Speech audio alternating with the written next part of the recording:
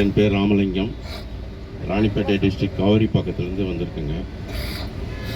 நான் சபரிமலைக்கு ஒரு 13 ஆண்டுகள் என்னுடைய பாலிய நண்பர் கூட போயிருக்கேன். அவர் தான் குருசுவாமி. அடுத்தது எங்களுடைய ரிலேஷன் மூலிமா ஒரு யாத்திரை போவோம்.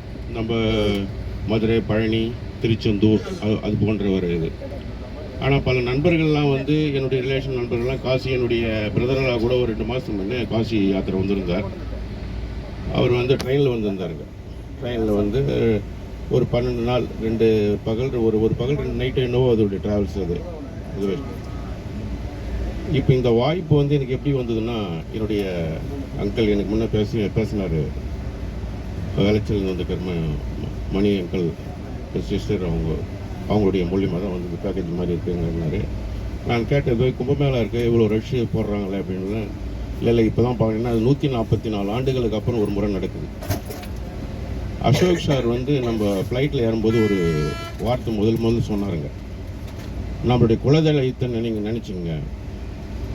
இப்போ நம்ம எல்லாரும் வந்திருக்கிறது யாருன்னா, நம்ம குலதெய்வமும் நம்ம இஷ்ட தெய்வங்களால் வந்திருக்கோம்.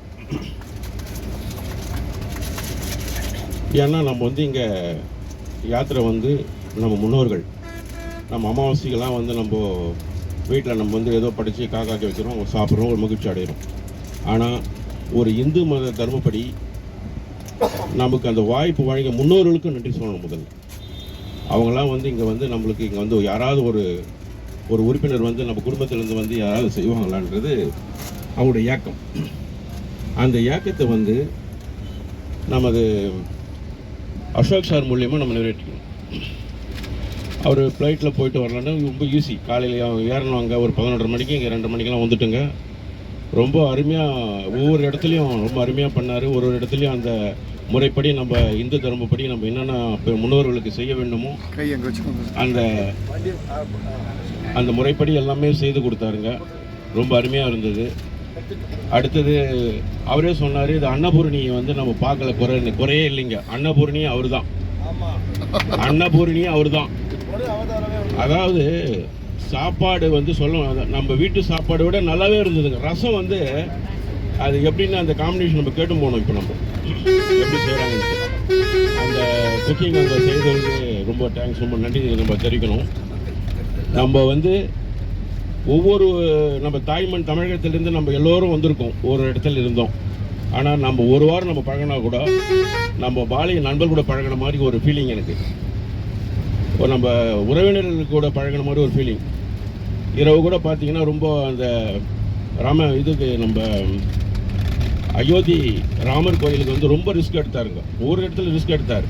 ஆனால் ஒரு இடத்துல கூட டென்ஷனே இல்லை அவர் அசோக் சார். அது எப்படி தான் அவருக்கு தான் கொஞ்சம் கற்றுக்கணும்னு நினைக்கிறேன் ஃபார்முலா. அவர் அந்த அன்பு, அந்த டென்ஷன் இருந்தால் கூட அதெல்லாம் வெளியே காட்டாமல் நம்மளை இந்த யாத்திரை, நம்ம இந்த புனித யாத்திரையை ரொம்ப அருமையாக பண்ணி கொடுத்தாருங்க. இந்த புனித யாத்திரை நமக்கு மீண்டும் ஒரு வாய்ப்பு கிடைத்தால், அவர் சொன்ன மாதிரி அவர் குலதெய்வ அருளும், நம்ம இஷ்ட தெய்வ அருளும், நம்ம முன்னோர்களுடைய அருளும் கிடைத்தால் அவர் மூலியமாக நம்ம இன்னொரு முறை வர வேண்டும். நம்ம உறவினர்கள் நண்பர்களுக்கு யாராவது நம்ம கேட்டாக்கா அவர் சொல்லலாம், இந்த மாதிரி இந்த பேக்கேஜில் போகலான்னு சொல்லிட்டு சொல்லலாம். நல்லா இருந்ததுங்க.